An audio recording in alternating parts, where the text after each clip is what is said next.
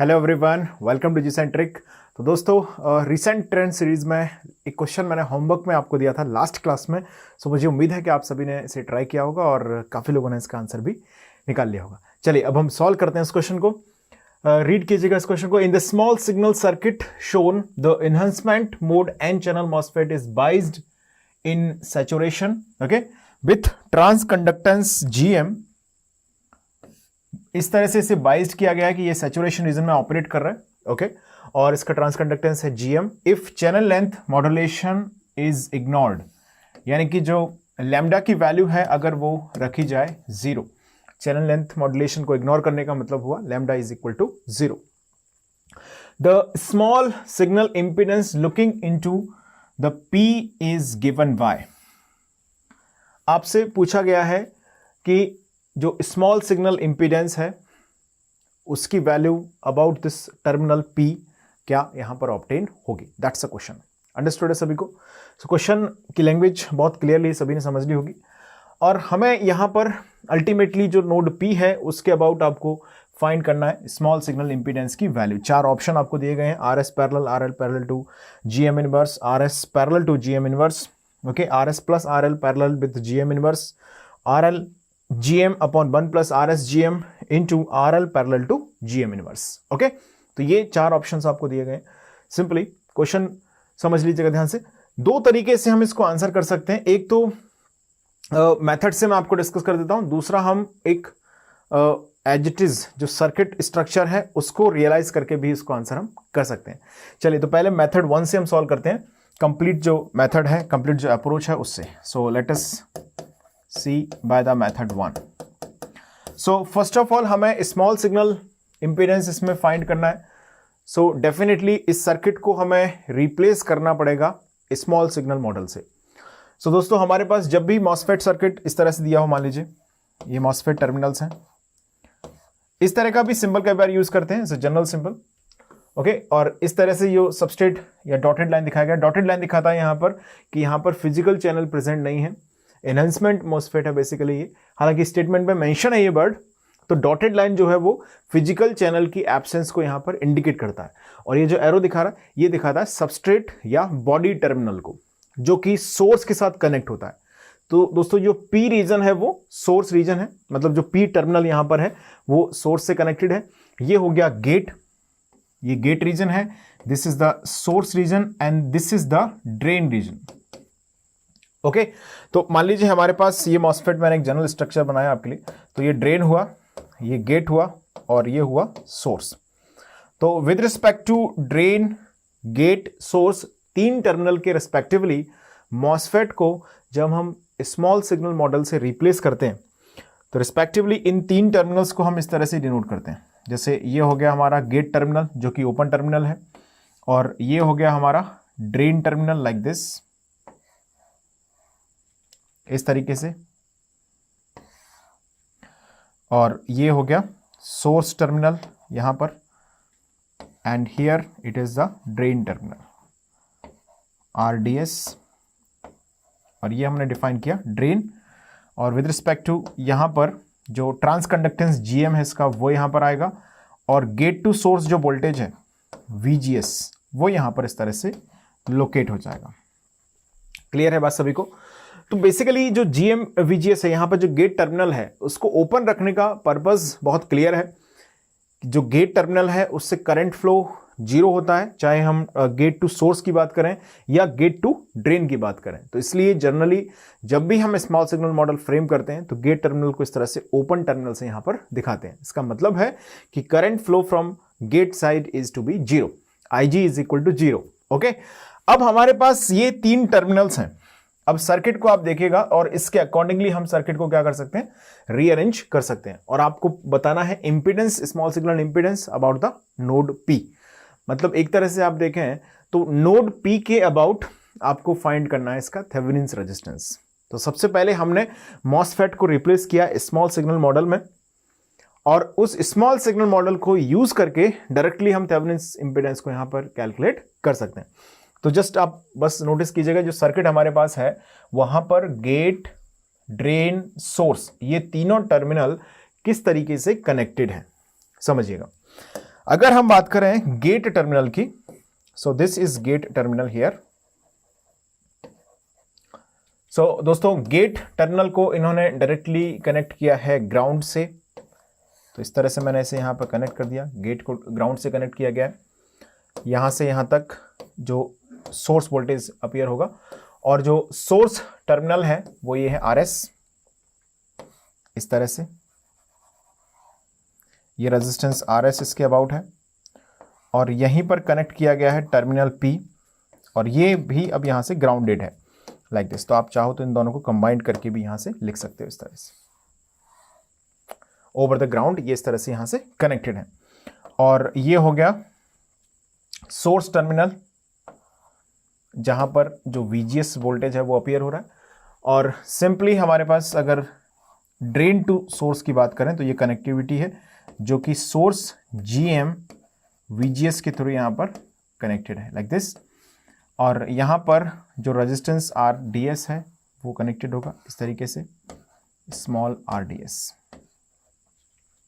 Okay. और ये हो गया ड्रेन टर्मिनल। अब जरा ध्यान दीजिएगा, जो ड्रेन टर्मिनल है वो कनेक्टेड है RL रेजिस्टेंस के थ्रू ग्राउंड से, मतलब ये डायरेक्टली जो ड्रेन टर्मिनल होगा वो रेजिस्टेंस RL के थ्रू कनेक्ट हो जाएगा ग्राउंड टर्मिनल से लाइक दिस।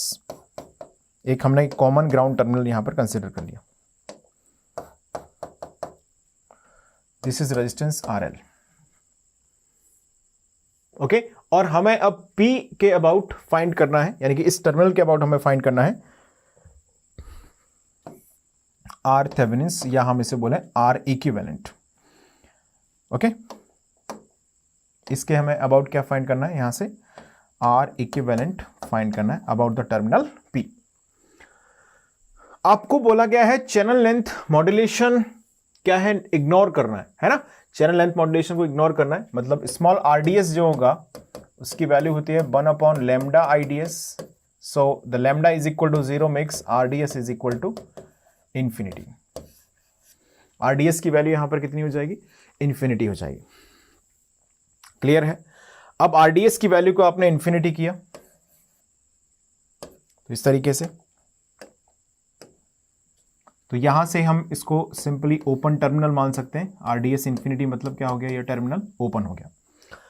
जब भी हम डिपेंडेंट सोर्स किसी सर्किट के अंदर कनेक्ट होता है, नेटवर्क थ्योरी का थोड़ा सा यहां पे यूज होगा, तो जब भी किसी सर्किट के अंदर डिपेंडेंट सोर्स प्रेजेंट होता है और हमें थेवेनिन्स इक्विवेलेंट उस सर्किट का फाइंड करना हो, तो हम वहां पर अज्यूम करते हैं लोड टर्मिनल के अबाउट एक डमी सोर्स। दोस्तों ये डमी सोर्स एक वोल्टेज सोर्स हो सकता है, और या एक ये करंट सोर्स, हम अपने कन्वीनियंट के हिसाब से, अपने कन्वीनियंस के हिसाब से इसको अज्यूम कर सकते हैं। सपोज हमने यहां पर अज्यूम किया एक वोल्टेज सोर्स, आप चाहें तो बिल्कुल इसमें करंट सोर्स अज्यूम किया जा सकता है। मैंने मान लिया Vx यहां पर इसका वोल्टेज है, और ये करंट प्रोवाइड कर रहा है दोस्तों Ix। इतनी बात समझ में आ गई।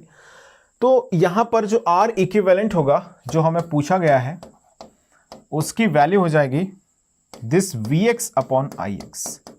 यानी कि अब हमारा इस सर्किट में कंसर्न ये है Vx और Ix का रेशियो फाइंड करना है जस्ट, ठीक है। इतनी बात समझ में आ गई। अब जरा सर्किट को ध्यान दीजिएगा, हमने देखा यहां से करंट Ix चल रहा है इधर, तो अब करंट Ix जो है वो डेफिनेटली दो सेक्शंस में एक तरह से हम बोल सकते हैं, या तो डिवाइड हो रहा है, या हम ऐसा बोल सकते हैं कि एक करंट इधर से आ रहा है कितना, GM VGS।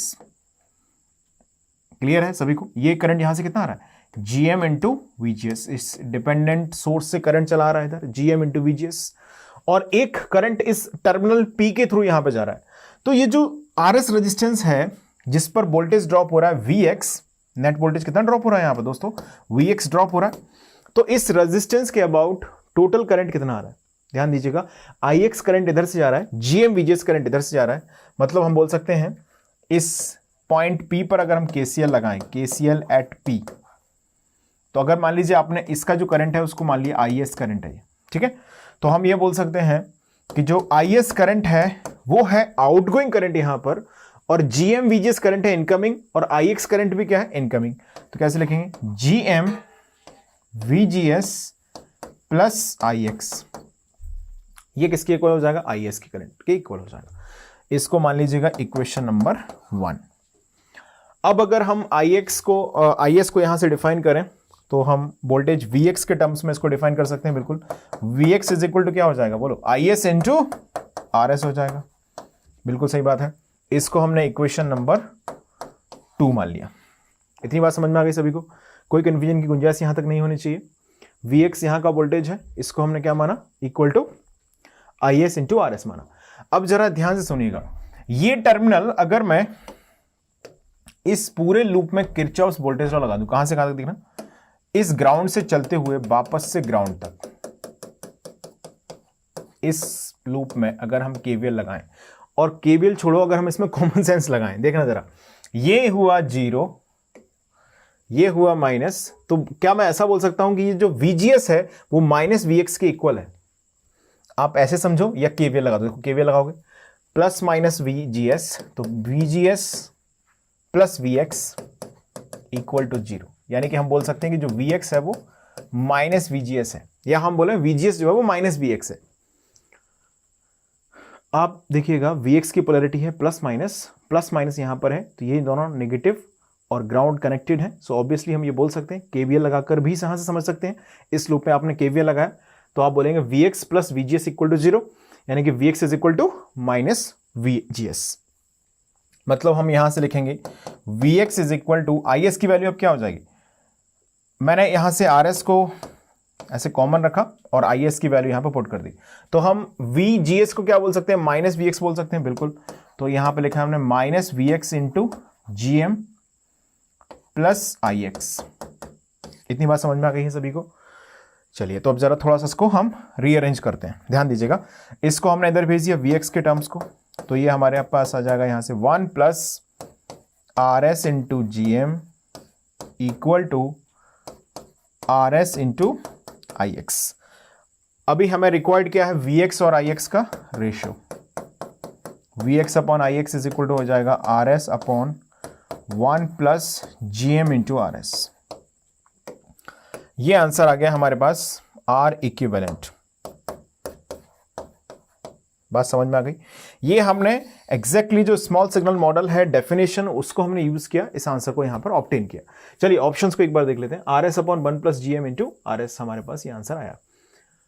ओके, कोई ऑप्शन है इसमें से ऐसा नहीं दिख रहा है? पैरेलल करके लिखा हुआ है, पैरेलल। इसको थोड़ा सा रीअरेंज कर लेते हैं। देखो जरा, इसको थोड़ा सा रीअरेंज अगर हम करें तो देखिए, R equivalent is equal to, मैंने मान लीजिए इस GM को यहां पर कॉमन ले लिया। अगर हम इसको कॉमन ले लें तो न्यूमरेटर में क्या पहुंच जाएगा, RS इंटू 1 अपॉन GM पहुंच जाएगा, डिवाइडेड बाय, हमने यहां से GM कॉमन लिया है तो यहां पर है नहीं, तो यहां पर क्या आ जाएगा, 1 अपॉन GM आ जाएगा, प्लस यहां पर RS आ जाएगा। तो बिल्कुल ये किस तरह से हो गया, R1 R2 का parallel combination, R1 R2 upon R1 plus R2। तो यहां पर क्या लिखेंगे, RS और 1 अपॉन GM का पैरेलल कॉम्बिनेशन, ये हो जाएगा R इक्विवेलेंट। अब कोई ऑप्शन जरूर मैच करना चाहिए। RS parallel to GM, that will be the answer. Yes, option B is the correct answer of this question. अब आपको थोड़ा सा एक निंजा टेक्निक बता दूं। निंजा टेक्निक मतलब कुछ नहीं है, हम डायरेक्टली जो डेफिनेशन है एम्पलीफायर की, 3 जो पॉपुलर कॉन्फ़िगरेशन हम पढ़ते हैं उसमें से एक सब कॉन्फ़िगरेशन भी है कॉमन सोर्स का। Common source, common drain, common gate amplifier. अब उसमें कॉमन सोर्स में हम एक ये भी पढ़ते हैं, without bypass capacitor and with bypass capacitor.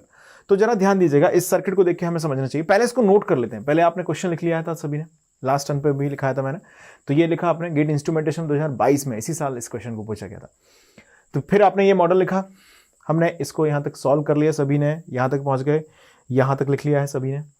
थोड़ा थोड़ा स्क्रीन को रोक के पॉज करके आप सर्किट नोट करें।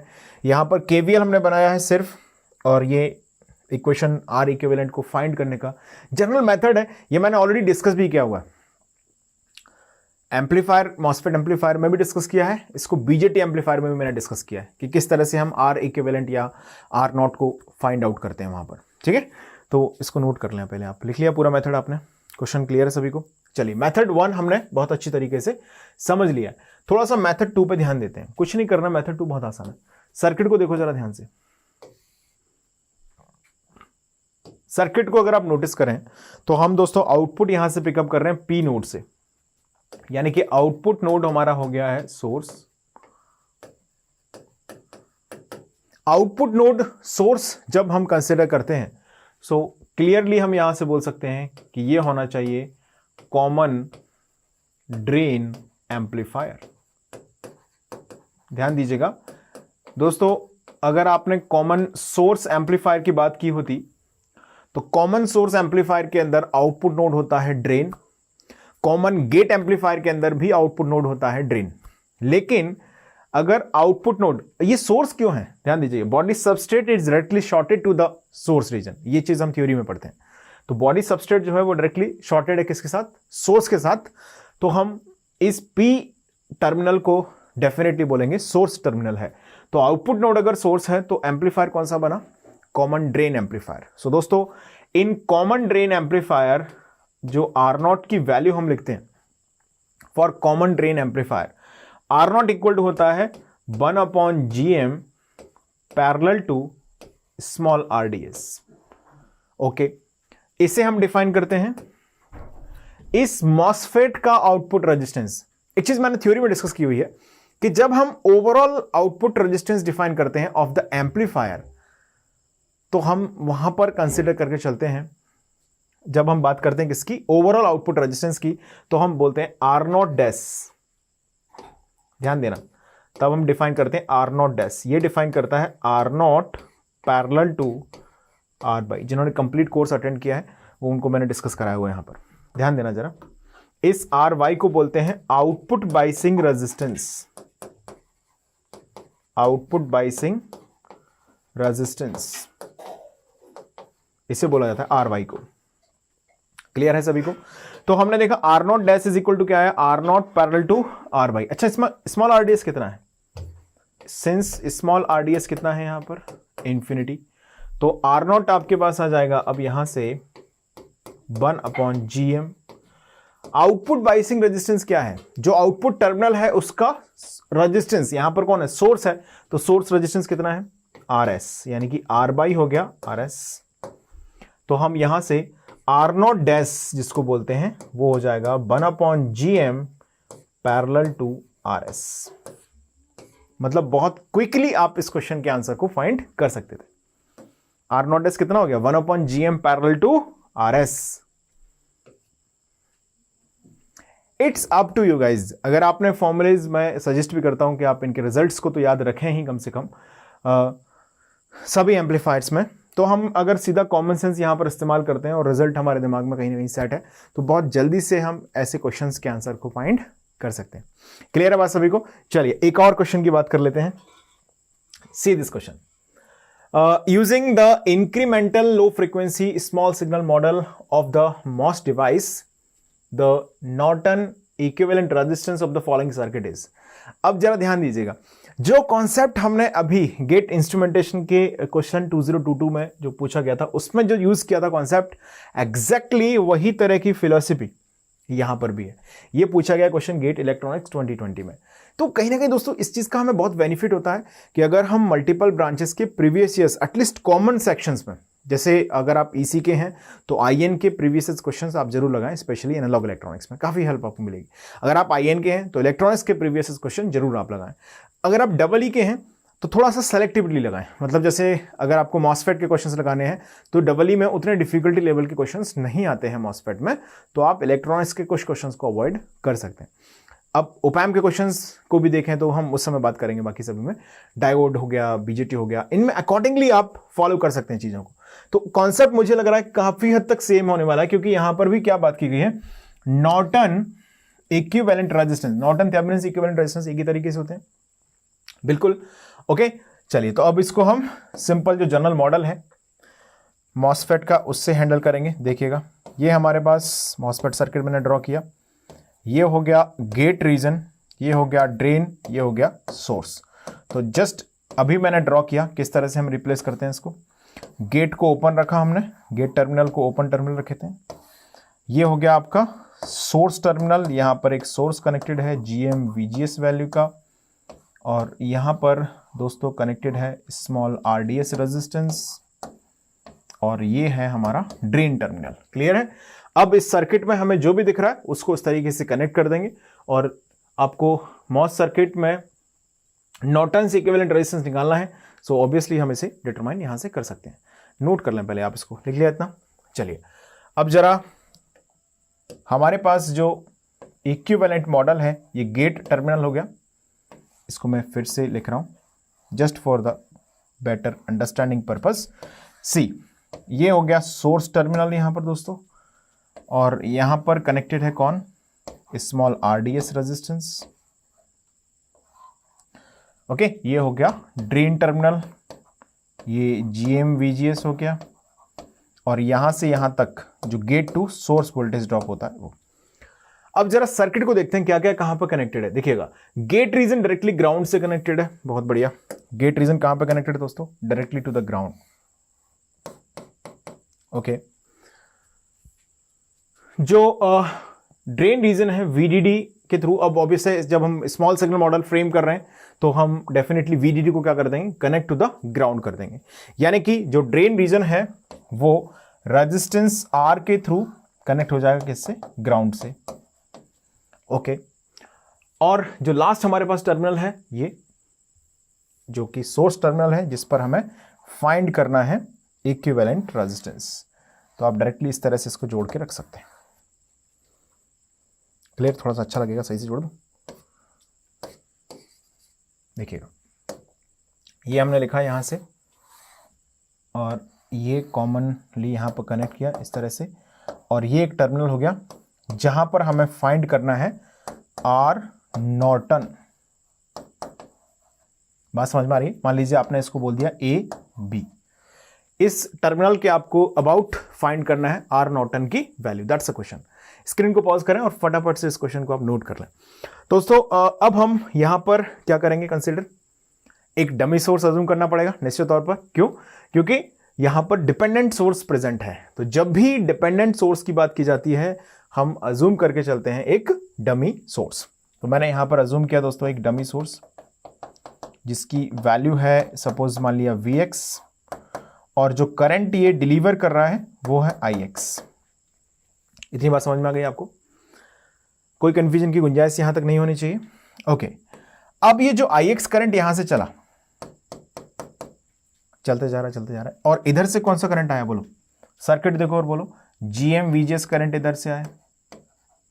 बहुत बढ़िया, इस नोड पर दोनों मिले, और यहां से हमने मान लिया कि एक करंट चला जिसका नाम रख देते हैं कुछ भी, I1 करंट रख दिया। चलो, तो क्या मैं ऐसा बोल सकता हूं इस नोड पर अगर मैं KCL लगाऊं, इसको कुछ भी नोड हमने बोल दिया, नोड A ही बोल दिया चलो, या जो भी नोड P बोल दो, जो नाम रखना है, अपने नाम का फर्स्ट लेटर भी बोल सकते हो। ओके, तो आपने बोला KCL at P, KCL at P, तो कौन सा करंट यहां से कैसे जाएगा देखना जरा। यहां से Ix करंट इधर गया, यहां से GM VGS इधर आया, इनकमिंग करंट हो गए दोनों Ix भी और GM VGS भी। I1 कितना हो जाएगा, तो I1 हो गया यहां से आउटगोइंग करंट जिसकी वैल्यू हो जाएगी Ix प्लस GM VGS। इसको मान लेते हैं इक्वेशन नंबर 1। क्लियर है? ऐसे ही मन कर रहा है इक्वेशन 1 मान लिया इसको। बात समझ में आ गई सभी को? इतनी कोई कंफ्यूजन की गुंजाइश यहां तक नहीं होनी चाहिए। बिल्कुल बहुत सिमिलर सी अप्रोच है, इसलिए मैंने उस क्वेश्चन को पहले डिस्कस करके इसको अब डिस्कस कर रहा हूं। तो जिन लोगों ने उस क्वेश्चन को सही से समझा होगा, बिलीव मी, वो इस क्वेश्चन को मुझसे पहले आंसर करने वाले हैं। कोई बात नहीं, अगर आपने उसको समझ लिया, स्टिल आप इसमें कंफ्यूज हो रहे हैं, तो डोंट वरी, पहले आप उसको समझिएगा उस क्वेश्चन को ढंग से। एक बार आप उसे समझ लेंगे तो ये क्वेश्चन आपके लिए थोड़ा सा आसान ही हो जाएगा, डिफिकल्ट नहीं होने वाला, मुझे यहां तक लगता है। बाकी कोई प्रॉब्लम नहीं है, अगर आप स्टिल लर्निंग स्टेज में हैं तो कोई इशू नहीं है, अगर आप ध्यान से समझते रहिएगा बस। समझें, I1 करंट यहां से इधर जाएगा तो पूरा करंट RDS में चला जाएगा, बिल्कुल। अब इस नोड पर फिर वही सिचुएशन है, I1 करंट चला जा रहा है, कौन कौन है I1 जो करंट है उसमें Ix भी है, GM VGS भी। ध्यान दीजिएगा, इसमें से GM VGS इधर चला गया, मतलब क्या मैं बोल सकता हूं कि यहां पे जो करंट गया इधर वो Ix ही है, बिल्कुल सही होना भी चाहिए। देखो जरा, यहां से Ix इधर गया, इधर चला गया Ix, यहां कितना जाएगा, 0, ओपन टर्मिनल है ये, तो होना भी Ix चाहिए, और बिल्कुल Ix ही जिसमें जा रहा है। अब हमारे पास सभी ब्रांचेस में करंट मिल चुका है। ओके, इंपीडेंसेस यानी कि रेजिस्टेंसेस सभी ब्रांचेस के नोन है। अब आप क्या करेंगे, KVL की चक्री घुमाएंगे और हमारे पास इक्वेशंस आती चली जाएंगी, और उन इक्वेशंस को कंपैरिजन करते जाएंगे, और आपको अल्टीमेटली क्या जानना है, R नॉर्टन हमको जानना है, जिसकी वैल्यू होगी दोस्तों Vx upon Ix, that's will be the final value of R Norton. Am I right? क्या होगा? Vx upon Ix। ओके, अब जरा ध्यान दीजिए, R Norton is equal to Vx upon Ix। अभी हमें क्या करना है? वोल्टेज Vx और करंट Ix का रेशो निकालना है। चलो भाई, सोचते हैं क्या कर सकते हैं। केवीएल इक्वेशन लगाते हैं। अब जरा देखना, यहां से हमने चलना शुरू किया, इस नोड से चलते हैं, यहीं पर वापस आ जाएंगे। ये ऐसे केवीएल बनाया मैं, यहीं पे वापस आ गया, ऐसे क्लोज लूप। तो कौन कौन रेजिस्टेंस इस रास्ते में मिले हमको? एक तो आरडीएस मिला, आर मिला और वीएक्स सोर्स मिला। अब आपको कंफ्यूजन नहीं होना चाहिए। केवीएल इक्वेशन देखिएगा, I1 into RDS, I1 into RDS plus capital R into IX, R into IX minus VX equal to 0। ये इक्वेशन 2 आ गई। ओके, बहुत बढ़िया। अब हमारे पास I1 की वैल्यू भी मालूम है, IX इंटू GM VGS। जरा ध्यान दीजिएगा। अच्छा, VX और VGS में क्या रिलेशन बन सकता है? बन सकता है क्या, मतलब है क्या रिलेशन? देखो जरा, क्या पॉसिबिलिटी है GM और VGS को जोड़ने की? बिल्कुल, आप यहां से क्लियर कट समझ सकते हैं। अगर आप इस लूप में केवीएल लगा दें, बहुत आसानी से समझें तो, इस लूप में अगर हम केवीएल लगा दें, कौन से लूप में? इसमें, इस ग्राउंड से, हरे वाले ग्राउंड से चले, वापस ही आ गए, वापस कौन कौन सा वोल्टेज मिला? VGS plus VX equal to 0। क्या बना equation? Plus VGS plus VX is equal to 0। मतलब हम एक चीज बोल सकते हैं यहां से कि जो VGS है वो माइनस VX है। अब मुझे ऐसा लग रहा है इंटेंशनली कि 1 2 3 इक्वेशन सफिशिएंट होंगी आर नॉट को फाइंड करने के लिए। ओके, चलिए तो अब जरा 1 2 3 इक्वेशन में रीअरेंजमेंट्स बिठाते हैं और आर नॉर्टन की वैल्यू निकालते हैं। चलो जरा देखो, यहां से VX की वैल्यू हम लिख दें राइट साइड में। तो VX इज इक्वल टू हो गया यहां से R इंटू IX प्लस ये स्मॉल RDS टाइम्स I1 मतलब कितना? IX plus GM। अच्छा, VGS को हम क्या लिख सकते हैं? एक स्टेप गायब कर देते हैं, ठीक है। तो यहां पर मैंने इस VGS को लिख दिया माइनस VX। लिख सकता हूं क्या मैं ऐसे? बिल्कुल, माइनस VX ये लिखा हमने, ब्रैकेट क्लोज किया, ये इक्वेशन आ गई। अब इस इक्वेशन में या तो IX जिंदाबाद चल रहा है या VX चल रहा है। कॉमन लेते हैं, रीअरेंज करते हैं। VX हमने कॉमन लिया, 1 plus small RDS into GM, इसको हमने उधर भेज दिया, तो small RDS into GM is equal to, यहां से हमने IX को कॉमन ले लिया, तो ब्रैकेट में बच गया R प्लस स्मॉल RDS। इतनी बात समझ में आ रही है सभी को? चलिए, तो अब यहां से हमारे पास आ गया VX upon IX is equal to capital R plus small RDS divided by 1 plus RDS into GM। ये आ गई फाइनल वैल्यू आर नॉर्टन की।